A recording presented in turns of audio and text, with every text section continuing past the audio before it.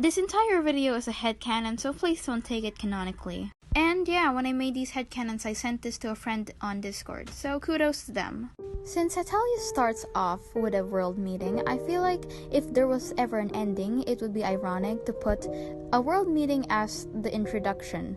Of course, I do think that there's gonna be more lore inputted, and another thing that I'd really like to see is this company trying to nuke the world because the entire earth is uncivilized nowadays, and like the nature is just falling apart.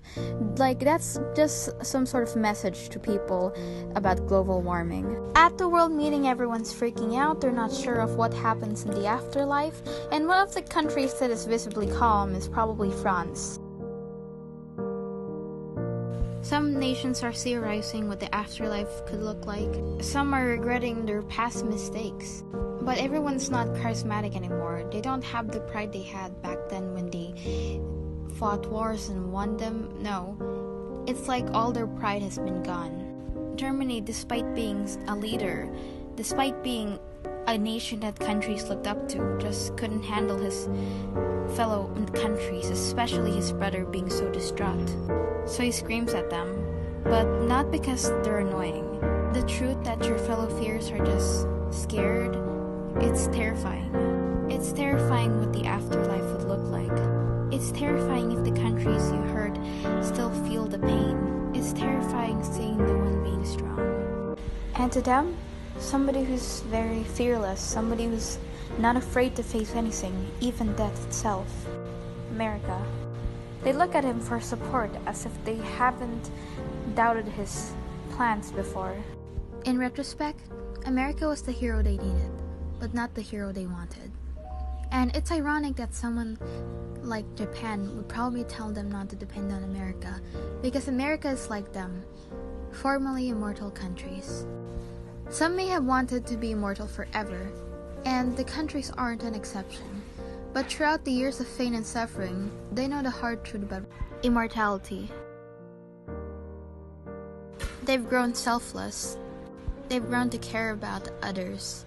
And these humane qualities are sometimes looked up as weaknesses.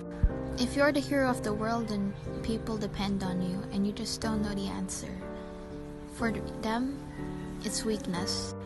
And the hero of the world couldn't bear to see these expectant eyes looking to him for an answer and him not coming up with any.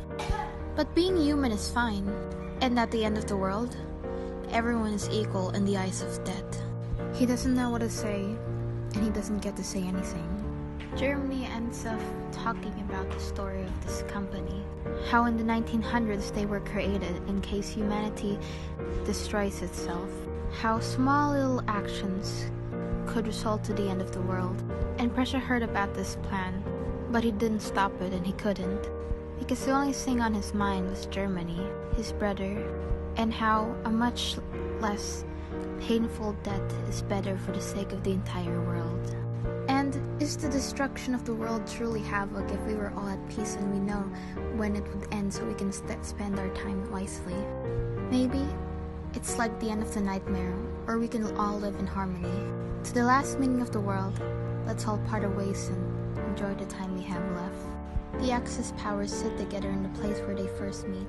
Another page in history, but the book is about to be burned. Countries reconcile with the ones they hurt, and it's a sad time to make friendships. A friendship that forms is with France and England. They talk to each other. They befriend each other. They admit that for once, they are friends. And the history of wars is ended, and history is forever gone.